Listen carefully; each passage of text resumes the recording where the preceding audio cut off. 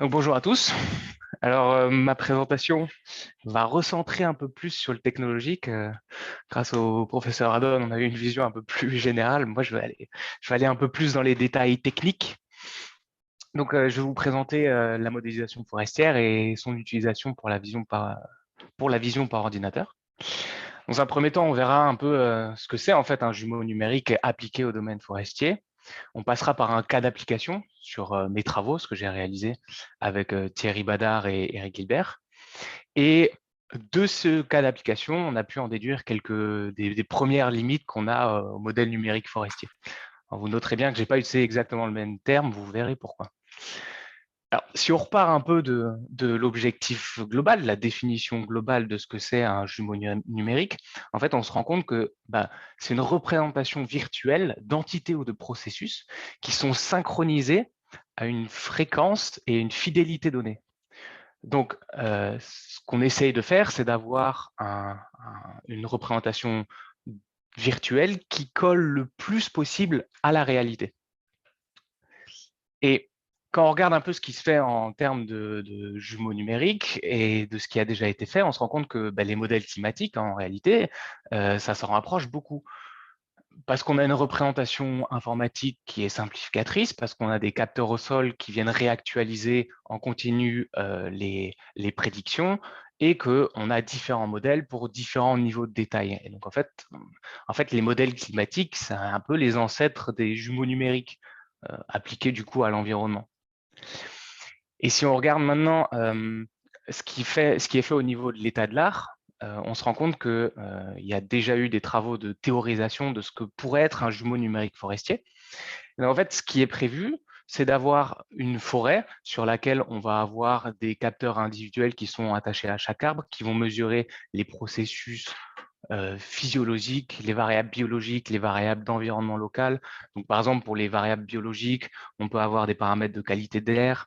Non, c'est plutôt l'environnement local. On va avoir du coup la qualité de l'air, la vitesse du vent, l'humidité.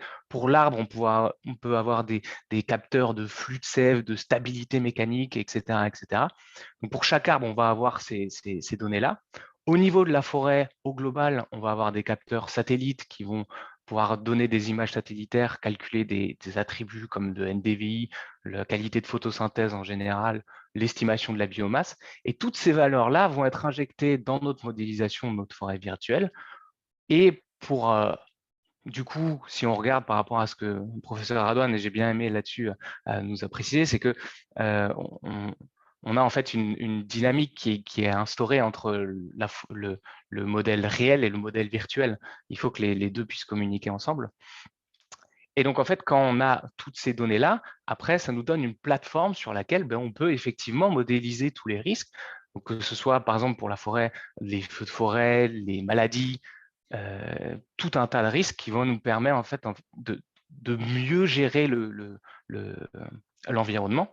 Et surtout, et ça aussi, le professeur Adel a dit, et j'ai trouvé ça très intéressant, ça donne une plateforme de discussion, donc une plateforme sur laquelle tous les acteurs vont pouvoir décider des prochaines actions à réaliser sur la forêt pour pouvoir optimiser justement le processus et quand on parle de développement durable, les actions à mener pour protéger cet environnement. Et ça aussi permet de modéliser les différents services écosystémiques, donc bien se rendre compte quelles sont les contributions en fait de notre forêt. Donc ça, c'est l'idée globale du jumeau numérique. Et si on regarde par rapport à la définition, on se rend compte qu'il y a deux points qui sont critiques. Le premier, c'est le fait qu'il y a une fréquence de synchronisation qui soit élevée, donc que tous les capteurs, que ce soit globaux ou individuels, renvoient des informations vers le jumeau numérique en temps réel. Et surtout, l'idée, c'est d'avoir une fidélité qui est maximale, donc avoir tous les éléments qui sont réellement représentés pour avoir tout l'ensemble du processus qui est bien matérialisé.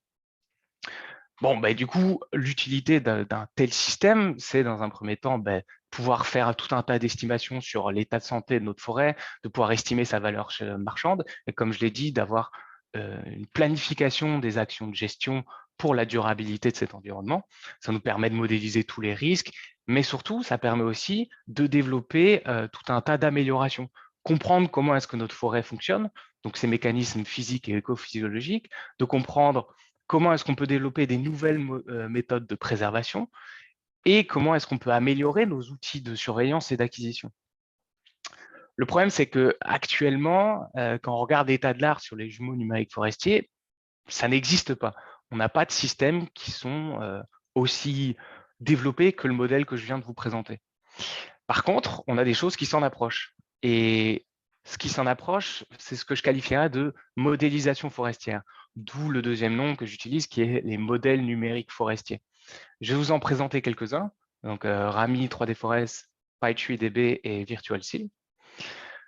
Le plus ancien, c'est l'expérience Rami 4 et 5, dans laquelle les chercheurs ont modélisé très précisément 6 scènes de forêt réelles avec la position des arbres selon leur et un modèle 3D de chaque arbre avec leurs caractéristiques de hauteur, etc.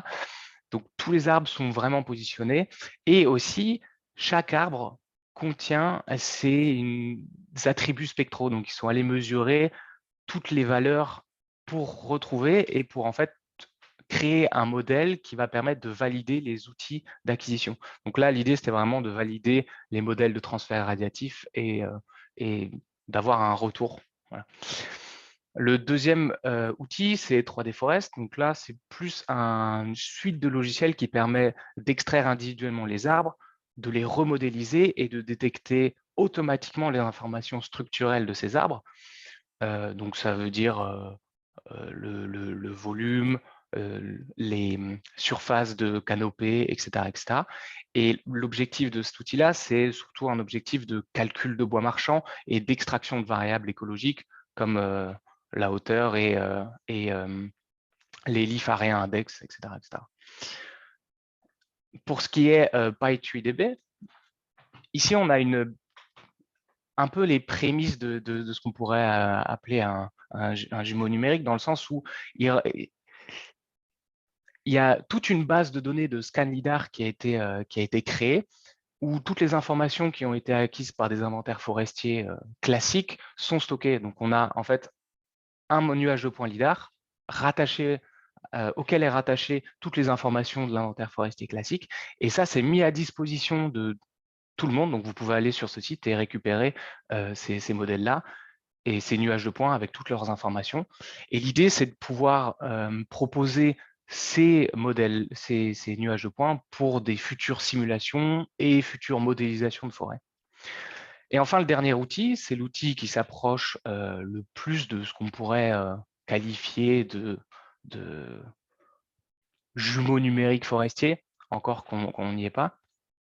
C'est VirtualSeal, dans lequel vous avez tout un système d'acquisition lidar et d'inventaire forestier qui est transformé en modèle numérique sur lesquels on ajoute tout un tas d'indices de végétation qui sont issus de données satellitaires.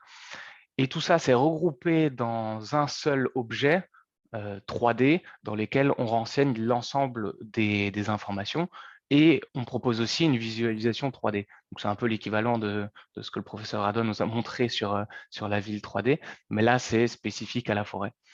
Et ça permet en fait de proposer un outil justement de discussion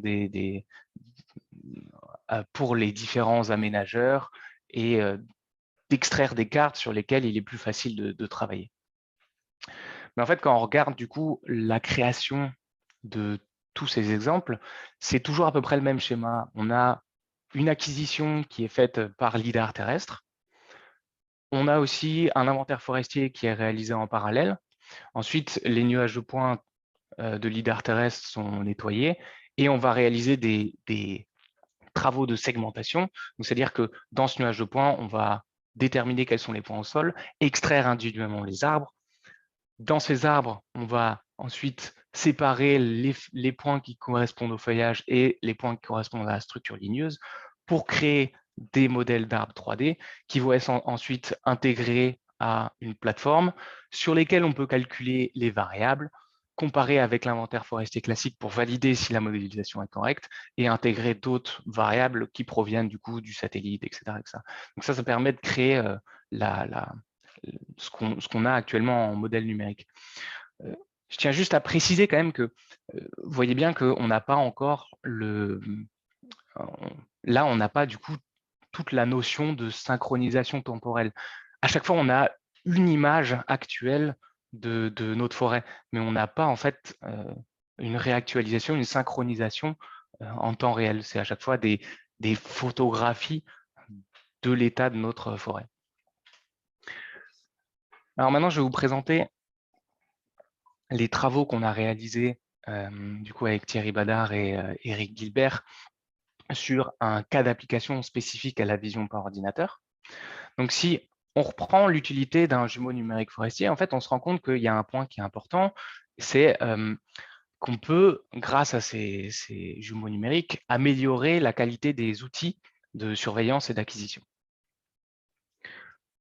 Et ce qui est intéressant, c'est que ces outils-là d'acquisition, ils sont utilisés un peu partout. En l'occurrence, les outils de segmentation sémantique de nuages de points sont vraiment importants, même dans la procédure de création d'un modèle numérique forestier. En l'occurrence, sur ces différentes étapes, que ce soit l'extraction des pans au sol, la segmentation d'arbres individuels ou la séparation de feuillage et de structures ligneuses. Donc, si on s'assure d'améliorer ce processus-là, on améliorera aussi le processus de création des modèles numériques forestiers et donc du futur jumeau numérique forestier. Les choses aussi intéressantes, c'est qu'on a déjà des modèles 3D d'arbres qui peuvent être utilisés pour améliorer ces modélisations.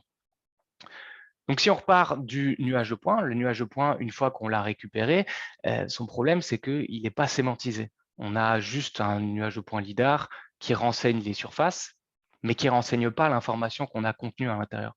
Donc, ce que nous, on a cherché à… Donc, ce qui est fait habituellement, en fait, c'est de sémantiser et de rajouter l'information dans les nuages de points, mais ça, c'est fait habituellement par des personnes et c'est extrêmement compliqué de faire ça à la main, surtout dans des milieux forestiers, puisque la structure est 3D et est compliquée. Donc, on cherche plutôt à faire ça par intelligence artificielle.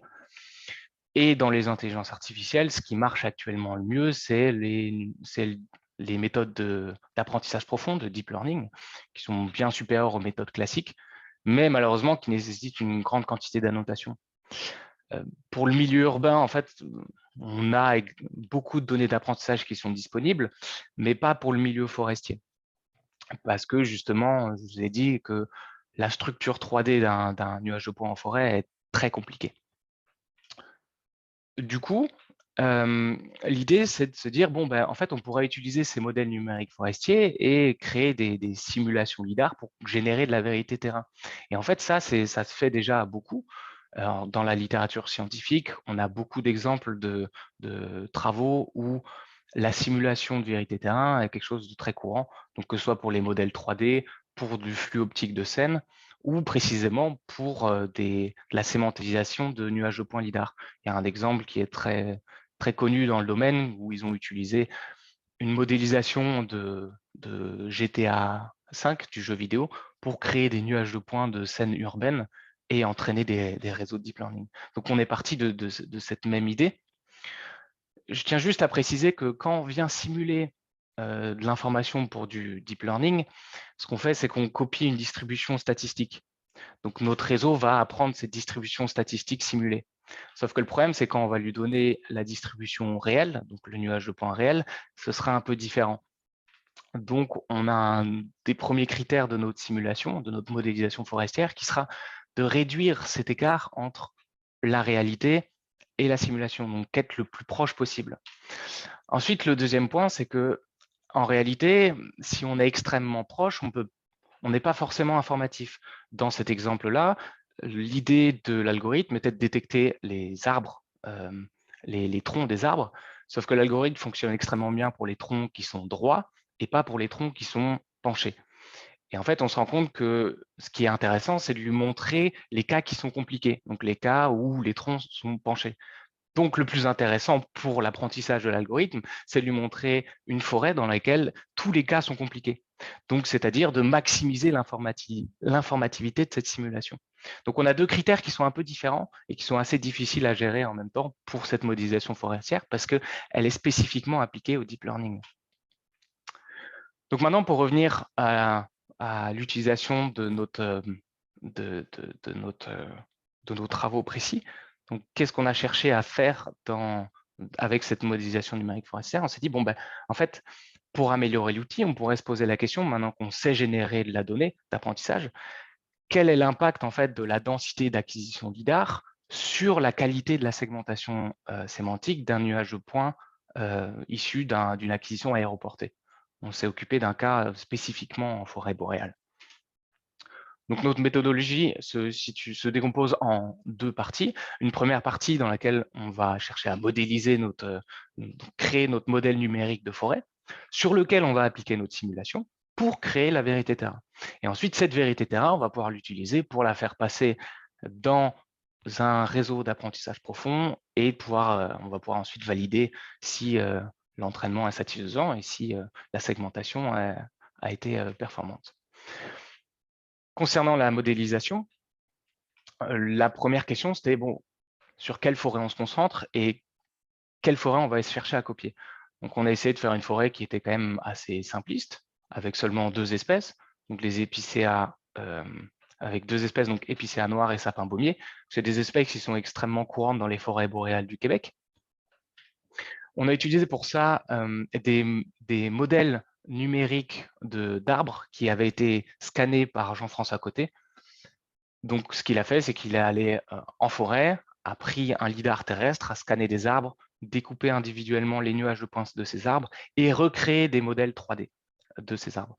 Donc, il nous a passé toute une bibliothèque contenant environ 1200 arbres, dont vous pouvez voir les distributions statistiques suivantes. On a utilisé ces modèles-là et les modèles se présentent sous cette forme-là. Donc, on a une structure en format objet et un tableau de pouces de ces modèles-là. On a différents types de pouces, donc c'est des modèles qui sont extrêmement précis, sauf que le problème, c'est que ces modèles chaque objet a un poids informatique, et en fait, on se rend compte que chaque arbre a un poids extrêmement important, et donc en fait, on se rend compte que quand on veut faire une modélisation forestière, on ne peut pas se permettre d'avoir un niveau de détail trop élevé parce qu'on a des limites informatiques qui nous sont imposées par notre matériel. Et donc, on a dû passer par des simplifications. Donc, on a regardé quel type de simplification était possible, soit 2D, donc la simplification des pouces, parce que c'était le nombre de pouces qui était principalement limitant dans notre modélisation. Donc, la simplification soit 2D, 3D ou de simplifier sous forme de voxels les pouces. On a choisi de partir sur le 3D parce qu'en fait, ça permet de garder certaines caractéristiques de transmittance de l'arbre. Concernant la modélisation de la structure spatiale, par rapport aux deux objectifs de modélisation qu'on avait, qui étaient, premier, de maximiser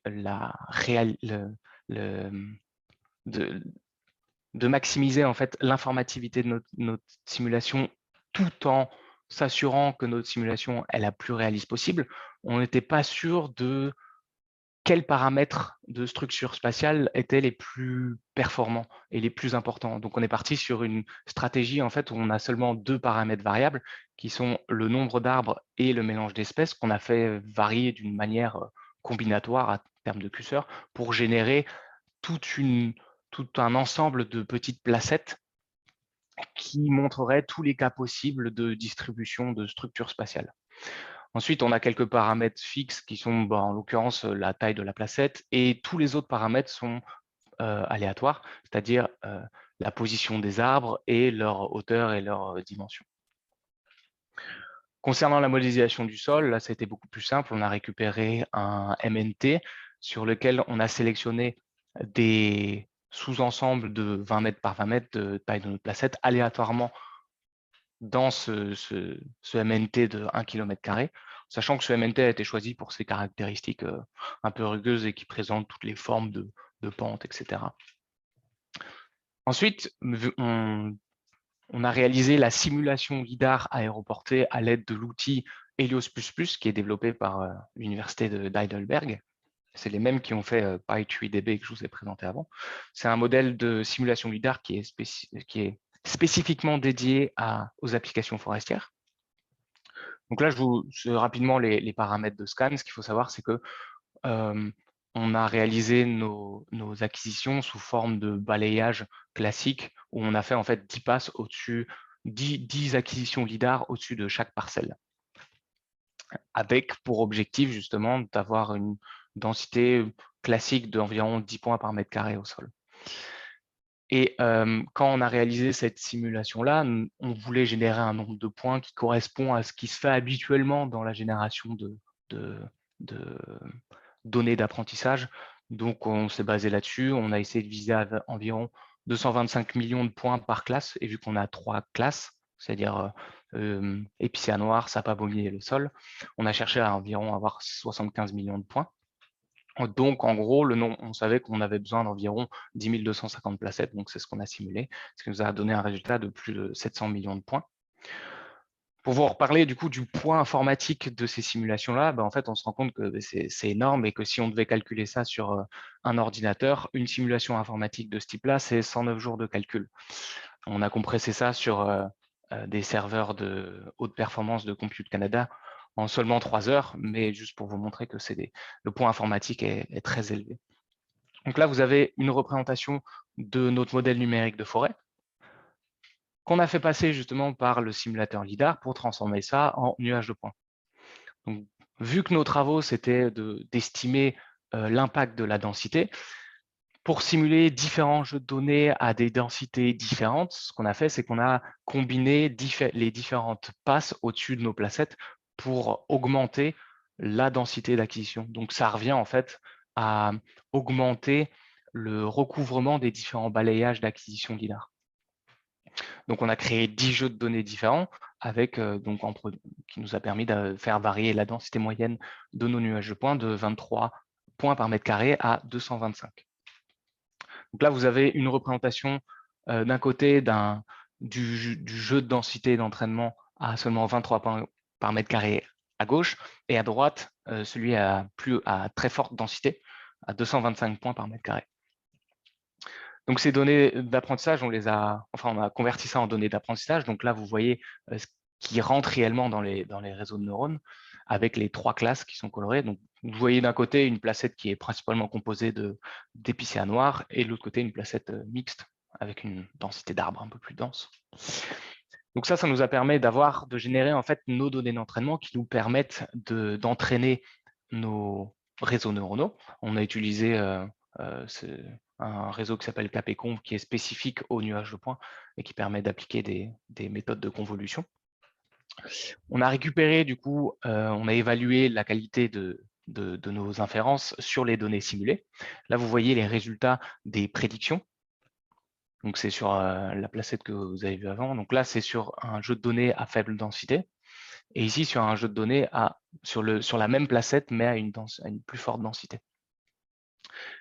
Ce qui est déjà intéressant de voir, c'est qu'on n'a pas beaucoup d'erreurs sur le sol. Et ça, en fait, on le voit de nouveau sur nos valeurs de sol, qui sont extrêmement élevées pour la qualité de notre segmentation sémantique est extrêmement élevée pour le sol, parce que justement, on se rend compte que on n'a pas réellement ajouté d'éléments de végétation basse, ce qui fait que la délimitation entre le sol et la végétation haute est nette et facilite énormément le réseau de neurones dans cette application-là, ce qui n'est pas le cas en réalité, d'où le biais qu'on peut constater.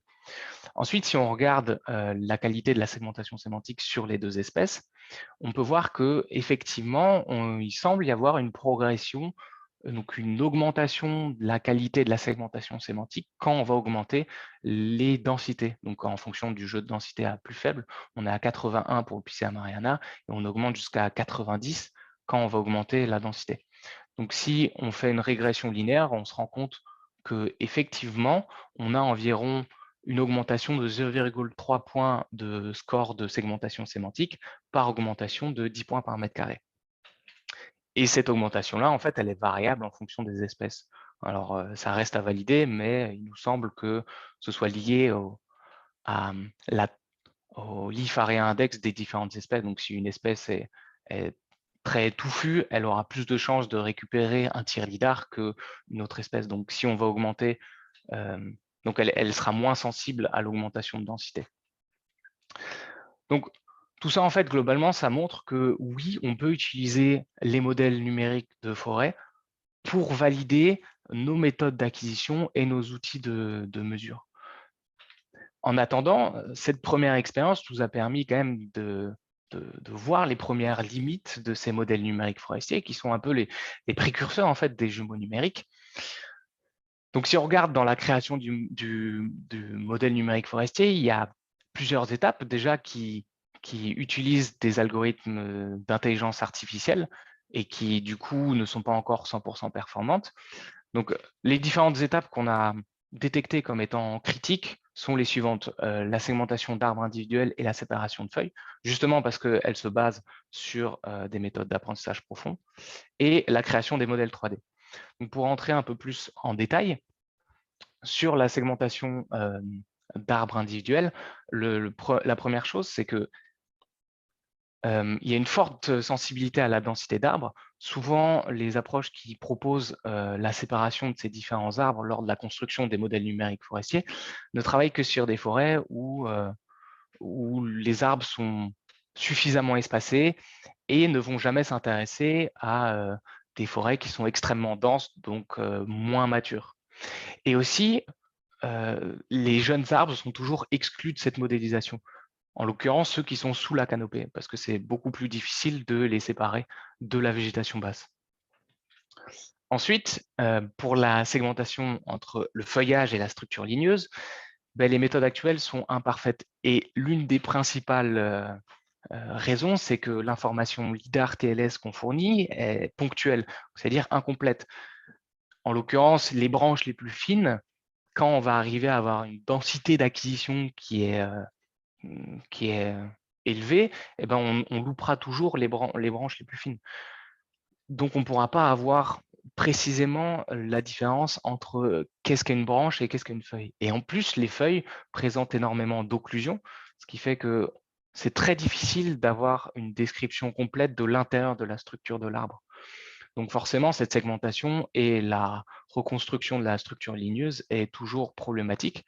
Donc c'est difficile d'avoir des modèles d'arbres qui sont extrêmement précis parce que les algorithmes de reconstruction 3D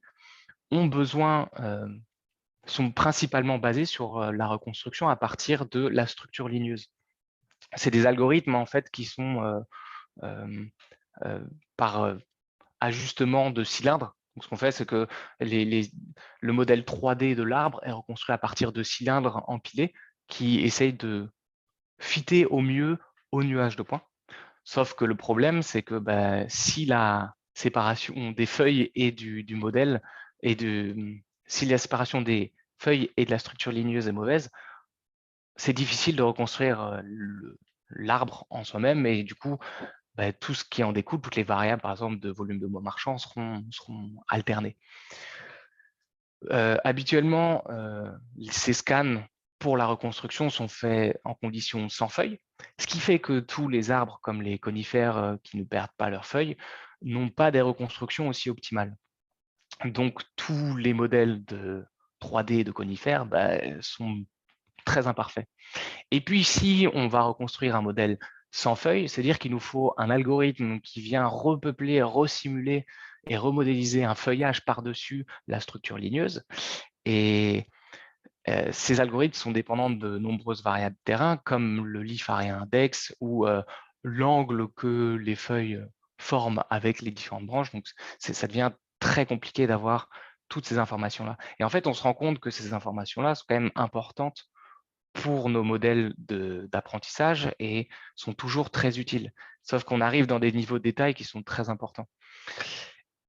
Et par rapport à ça, quand on regarde aussi dans nos simulations LIDAR, le LIDAR, c'est un tir laser. Donc, on a aussi besoin de la qualité d'attributs spectraux. Sauf que ces attributs-là, c'est des techniques d'acquisition qui sont extrêmement compliquées, extrêmement coûteuses à mettre en place. Donc, c'est des données qui sont cruciales pour nos simulations, mais c'est des données qui sont extrêmement difficiles à acquérir et à synthétiser. Ensuite, le dernier point, c'est les niveaux de détail. Donc, vous l'avez vu, il y a en réalité une modélisation, ça reste une simplification de de la réalité. On ne sera jamais capable de copier exactement ce qui se fait dans la réalité. Et donc, que ce soit au niveau du nombre de variables qu'on veut enregistrer, donc c'est-à-dire renseigner précisément tous les processus qui se passent, d'avoir tous les éléments dans la modélisation. Donc, si je prends l'exemple de la forêt, ça veut dire modéliser tous les arbres au sol, enfin tous les arbres, toute la végétation basse, la végétation intermédiaire et tous les processus qu'on pourrait manquer, c'est-à-dire en fait toute la faune et la flore qui s'intègrent avec. Et en réalité, vu qu'on a cette limitation, et vous l'avez vu aussi sur mes travaux, c'est qu'on a des limites informatiques, ce qui font que les échelles de modélisation sont à prendre en compte, parce que si on veut modéliser des forêts sur plusieurs kilomètres carrés, on va très vite atteindre des problèmes. Et donc, on va avoir besoin de plusieurs jumeaux numériques, plusieurs modèles de différentes échelles. Et là, ça revient un peu à ce qu'on avait vu sur l'ancêtre, donc c'est-à-dire les modèles climatiques, où en fait, on va aussi avoir une question d'échelle. Donc pour conclure, nos jumeaux numériques actuels pour le milieu forestier sont immatures. On est encore très loin de la théorisation, surtout quand on regarde par rapport à la fréquence d'actualisation des modèles, parce que pour l'instant, on n'a que des photos. Ces modèles numériques forestiers, on l'a vu dans cet exemple-là, en fait, ils sont déjà efficaces pour améliorer nos outils de vision par ordinateur et même pour améliorer les outils de construction de modèles numériques forestiers. Donc, ils ont un intérêt, mais en attendant, on a encore beaucoup de barrières technologiques et méthodologiques avant d'avoir des vrais jumeaux numériques forestiers, parce que l'ensemble des capteurs qu'on veut idéalement poser sur chaque arbre, on est encore très loin de les avoir et de les avoir, d'avoir une connexion en temps réel. Voilà, je vous remercie de votre attention. Merci beaucoup, Olivier. Présentation qui est en perspective avec la précédente, qui montre vraiment l'importance des détails sur la modélisation des arbres. Et c'est très intéressant. Je me demandais, est-ce qu'on a des questions, en fait, avant que je pose les miennes? Moi, j'ai le panel à la suite, donc je vais pouvoir poser mes questions. Est-ce qu'on a des questions dans le public?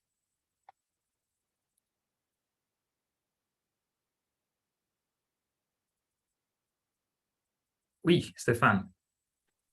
Oui, merci beaucoup Olivier pour ta présentation. C'est vrai que on a l'impression que les applications de foresterie sont un petit peu le parent pauvre de tout ce qui concerne la génération de jumeaux numériques, puisqu'on voit énormément d'applications en milieu urbain ou en milieu ouvert, mais rarement en forêt.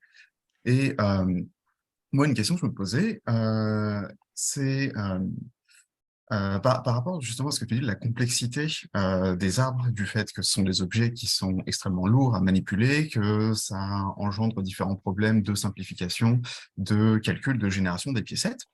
Euh, je me disais, est-ce que il y a déjà eu des travaux ou est-ce que tu penses que c'est quelque chose qui pourrait être utile que d'apprendre à générer des arbres de façon procédurale, potentiellement en entraînant un réseau à apprendre le cycle de vie d'un arbre, c'est-à-dire depuis son stade de jeune pousse où il est un peu frêle, ce qui pourrait servir à modéliser de la végétation un peu basse ou les arbres un peu fins qui sont exclus pour le moment de tes placettes, jusqu'au moment où l'arbre devient mature au bout de plusieurs décennies et que là, on peut s'en servir pour extraire du bois, pour calculer des index de biomasse, etc. Alors, c'est très intéressant ce que tu soulignes. Il existe des modèles effectivement de ce qu'on appelle des Tree Growth Simulator. Donc, en gros, c'est des simulateurs de pousses d'arbres. Ce que j'ai pu voir dans la littérature par rapport à ces simulateurs de pousses d'arbres, c'est que c'est des simulateurs qui sont plutôt pas à échelle d'arbres individuels, mais plutôt à échelle de placettes. Et donc, quand on a la modélisation précise de l'arbre, quand on regarde ce que c'est, en fait, l'arbre est schématisé par un tronc et un ovoïde qui représente sa canopée et son feuillage. Donc, on est encore très loin de la modélisation précise de pousses d'arbres. Donc, oui, il y a déjà des logiciels qui existent. Et de l'autre côté, on a effectivement des logiciels de modélisation d'arbres qui sont plutôt utilisés, donc des modélisations d'arbres genre extrêmement précis, extrêmement détaillés, et de manière procédurale. Mais ça, c'est plus une application type jeu vidéo pour avoir des rendus visuels extrêmement beaux. Et je n'ai pas vu encore de méthode qui essayait de combiner les deux, dans le sens procédural et rendu réaliste, avec l'intégration de toutes les variables qui impactent la pousse de l'arbre, qui sont prises en compte dans les modèles de Trigger Simulator. C'est-à-dire l'humidité, la pente, l'accès au seuil, la compétitivité par rapport aux différents aux arbres qui sont autour. Donc, j'ai pas encore vu ça, mais je pense que c'est quelque chose qui serait intéressant à développer.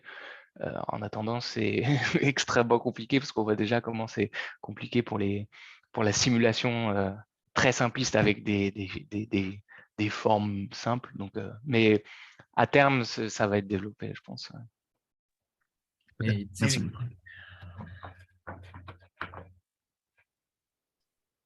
Thierry? Ah, excuse-moi. En fait, tu viens quasiment de répondre un peu à ma question. Là, c'était un peu pour faire du pouce sur à la fois la présentation de Hassan, qui était excessivement bonne aussi, la tienne parfaite. Je trouve que les deux se parlent effectivement très bien, et puis donnent deux cas d'application, enfin de contextes qui sont vraiment très différents, mais qui sont complémentaires parce que on le sait, l'arbre est un élément aussi important dans le contexte urbain. Là. Il va jouer le rôle, on va dire, de mur anti-bruit, de rafraîchissement et ainsi de suite, mais il est soumis aussi à des conditions, on va dire, de pollution atmosphérique et autres. Là. Puis, moi, je pense que tes travaux, ce que tu fais là, est particulièrement intéressant, ou les prémices aussi de cette modélisation et des limites de la modélisation de l'arbre pour essayer de simuler un petit peu ces modèles de croissance dans des conditions qui peuvent être effectivement très variables, hein. Mais on va être obligé de cumuler beaucoup d'effets complexes qui vont se compétitionner les uns les autres dans ces simulations-là. Donc, puis, en fait, ma question était un peu dans le même style que celle de Stéphane, là, c'est de savoir est-ce que tu avais déjà vu des travaux dans ce sens-là ou pas? Puis, en tout cas, à moins que tu aies une autre réponse complémentaire. Non, effectivement, j'ai pas forcément plus de. J'ai pas vu précisément parce qu'après c'est pas exactement mon point de recherche, dans le sens où tous les attributs écophysiologiques et d'état de santé de l'arbre, c'est des choses que j'ai pas forcément en tête. En attendant, pour juste compléter aussi la réponse par rapport à la question de Stéphane, c'est que vis-à-vis de l'utilisation d'approches de deep learning pour créer justement des modèles d'arbres évolutifs, c'est pareil. Actuellement, on n'est pas encore à avoir des modèles de deep learning qui sont capables d'apprendre sur de la donnée non labellisée. Donc, c'est-à-dire qu'il faudrait avoir de la donnée labellisée sur tous les critères de santé et de compétition et d'environnement de l'arbre pour être capable de réellement présenter toutes les conditions possibles et inimaginables pour avoir justement cette modélisation de la distribution statistique qui est nécessaire à l'apprentissage d'un réseau. Donc, ça me paraît encore un peu futuriste, mais on peut y arriver. Mais le vrai point qui sera difficile à avoir, c'est de combiner toutes les données et toute l'information qui sont nécessaires pour faire ce type d'apprentissage. Ouais, c'est déjà compliqué d'avoir des données d'entraînement sur des arbres dans des conditions, sans tenir compte des conditions. C'est ça. D'avoir une base de données suffisante, surtout pour ce type d'algorithme-là, avec des conditions très variables d'un arbre, d'une localisation, dans des contextes différents. Là. Effectivement, le gros problème, c'est de disposer vraiment de cette donnée en nombre suffisant. Après, c'est là aussi où ça recoupe, c'est un peu un cercle vertueux, on va dire, du jumeau numérique. C'est que à partir du moment où on commence à avoir, on se dit, allez, pour la communauté scientifique, ce serait extrêmement intéressant d'avoir effectivement une forêt où on barre de capteurs et on enregistre tout. Dans l'idée de créer un jumeau numérique, et bien dans ce cas-là, on arrivera à avoir l'information nécessaire pour améliorer la qualité des futurs jumeaux numériques. Donc, c'est aussi un cercle vertueux où plus on a d'informations parce qu'on cherche à créer un jumeau numérique, plus on sera capable d'avoir un jumeau numérique qui est pertinent et qui permet de modélisation efficace. Je suis assez d'accord avec ça, là, puis je pense que c'est là qu'on peut faire des liens avec notamment le formidable outil qu'on a à l'Université Laval, là, qui est la forêt à Montmorency, là, qui est vraiment une forêt école, là, puis dans lequel là, on a reçu récemment aussi des financements là, pour l'équiper d'un certain nombre de capteurs, puis de pouvoir venir faire beaucoup de mesures à la fois via ces capteurs, mais aussi via des drones, via différents dispositifs. Là. Donc, je pense que ça converge vers cette direction-là qui va être effectivement très, très intéressante.